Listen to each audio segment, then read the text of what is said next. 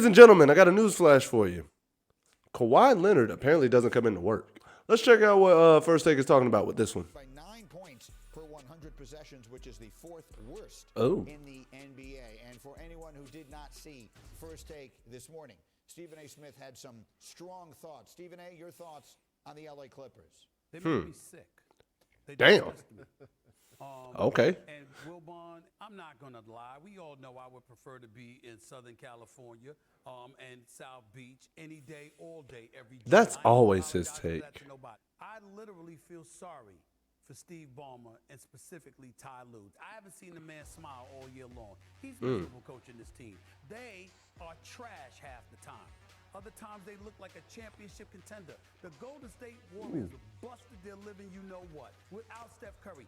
Errant passes, turning the ball over, can't hit a three to save their life. Watching Paul George the other night in one of their 4 straight losses, and he turned the ball over like 2 or 3 straight times. Okay. First things first, I got to say this. The Warriors are starting to hit their stride. Like, I'm going to give them credit for that. Like, come on now. And they're the defending champs.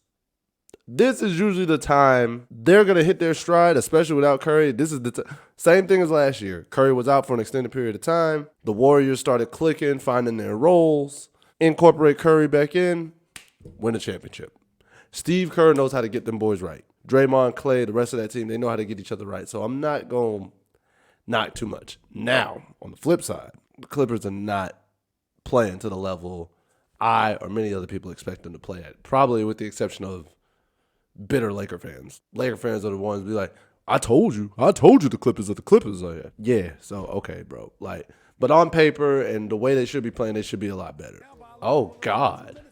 I'm looking at a guy, Kawhi Leonard. You blackmailed the Clippers into giving you everything you want. You made them go and get Paul George because you said up and down, excuse me, if you don't, I'm going to go get the Lakers. I'm going to go to the Lakers. And what do? You arrive there, okay? You give up a 3-1 lead in the bubble after Lakers. Okay. And everybody know you didn't want to be there to begin with. Of course, you got hurt when they went to the conference finals. You didn't get much done last year. You don't play back-to-backs. And if you ain't playing back-to-backs in the games, you damn sure ain't practicing. So you ain't practicing. You ain't playing back-to-back. You missing 25 games or more each year, and the Clippers are underachieving. Let him cook. That man was cooking. That man was in the kitchen just now. Nothing Stephen A. said was a lie. I'm just saying. Ty Lue signed up for, and then you Paul George, who I love. I love the hell out of Paul George. But you can't be getting paid $42 million a year and then sit up there and say, I'm not the number one option that's going to win for you for a team. Yeah, that one caught me off guard, too. It is embarrassing. It is disgraceful. And as far as I'm concerned, when you look at the Clippers, they're a team that we don't talk about enough because Kawhi Leonard gets away with it because he never has anything to say. Well, I'm going to talk about him because I know what he can do, but I also know what he doesn't do. He doesn't come to work every day. And if I'm going to say that about Kyrie Irving in the past, I damn sure could say it about Kawhi Leonard. You know what? The consistency is what I respect. Because Stephen A. has gotten on Kyrie for not showing up a good amount. So the fact that he brought up, hey, if I'm going to be on Kyrie like this, I got to be on you like this. Because you are a superstar, Kawhi. You are. So I respect the fact that Stephen A. is being consistent across the board, saying you're not showing up to work. For whatever reason, you're not showing up. So I can respect that. I can definitely respect that. And then the Paul George thing. I don't know where PG got that mindset from. And I'm a Paul George stan. Like, through and through, I'm a Paul George fan. Not even going to lie to y'all. I was there in his Indiana years. I'm still a Pacers fan. And I was there when Paul George was our number one guy and we were one game away from making it to the NBA Finals. Paul, what do you mean you can't win as your number one, just you as the number one option? You've been on the stage. We've seen you there. I don't know what got into your head that you can't, but I've seen you there, bro. So maybe that's a mental block. But at the same time, I can't fault you if you know yourself. Like me personally, any basketball team I'm on, I know I'm not the best three-point shooter. I can knock open shots down and I can knock down threes, but I know I'm not the best three-point shooter. And if we're in a situation to where we need a three, I can relegate myself to making sure our best three-point shooter gets the ball in their hands before it's forced upon me to take that shot. But I still have the confidence that I can knock down the shot. But I'm like, listen, right now, let's check A and B. If A and B aren't open, then yeah, okay. Then if I'm open, okay, I'm gonna take it. But so I guess I can understand from that aspect. But don't doubt yourself when you know you have the capability. Like, I have the capability of being a number one guy. Paul George has the capability of being a number one option. I would say that's a slippery slope you can be on. Michael Wilbon, they going to get this together in the playoffs and do something or no? Stephen A., why the hell did you put so much faith in the Clippers anyway? Damn! What would lead Oh, yo! Damn, Michael! I ain't picking to win the title. to climb on that bandwagon? I understand the Knicks. You a New Yorker. I get that. The Clippers, I never bought that all year. I like Paul George, too. Paul George he's not Kawhi Leonard. But let me go back to Kawhi Leonard for a second. This is a serious topic. I understand what you're saying about not being there, but Stephen A., this goes back to 2019 when Kawhi Leonard led Toronto to a championship. And I'm told, and I've been told this by more than one coach and more than one organization, they have to protect Kawhi in that knee. This is not load management. This is, we've got to put him in the best position to play on that wheel. So look, you could go back and look at game film. You can see him dragging that leg back and forth up the court, even late in the playoffs when they were beating Milwaukee in the conference finals. I don't think he's just jaking it. I think he's got issues there. I don't have the expectation of the Clippers that you do. The Clippers are a nice squad, don't get me wrong. They may jump up and put those guys on the court. They have depth. They have good coaching. They have a proven star. But do I put them with Golden State, Denver, and Phoenix? I do not. No. I'm glad you said those three teams, because if you look at the journey that the Clippers actually have, there's a chance that they might not have to face any of them.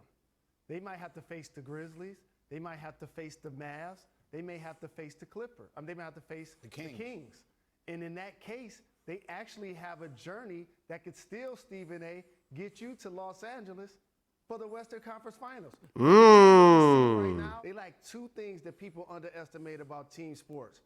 Number one, leadership. The other thing, chemistry. They have zero chemistry out on the floor. They have the talent. They have the coaching. They have the ownership. But they don't have the Mr. $100 a haircut. That's not, in no way am I trying to imply that Kawhi Leonard's injuries are not injuries. I would never do that. I'm not saying that. What I'm saying is, because of your state, you don't talk much, you don't practice much, you don't play back-to-backs. There's a lot that you're taking from the Clippers that you're not able to give them for a multitude of reasons. Damn, if you can't do one thing, could you figure out something else to do? First things first, Stephen A. sound like he about to cry in the car, bro. I'm telling you. I kind of agree with them on that. The Clippers are a very middle-of-the-road team. Now, Jalen did bring up a good point that the Clippers could avoid the Suns, the Warriors, and the Nuggets altogether to still get to the finals. That'd be crazy, but it's possible.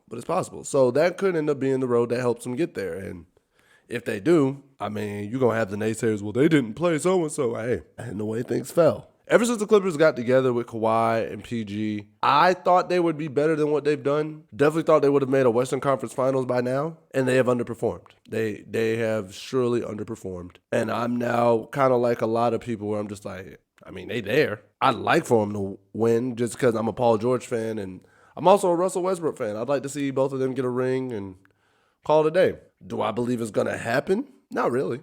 Not at this point in time. They would have to hit a stride, or when they get to the postseason, they really have to show up in the postseason for me to believe. And I mean, get to the second round and like dominate the second round to get to the Western Conference Finals for me to believe it's possible. A first round series win is not going to do enough for me. Like, they need to make the Western Conference Finals for me to think that a championship is possible this year or next year. And I'll say this, and this is my hot take. If the Clippers do not win, if the Clippers do not make the Western Conference Finals by next year, scrap the team. Trade away Kawhi Leonard or trade away Paul George.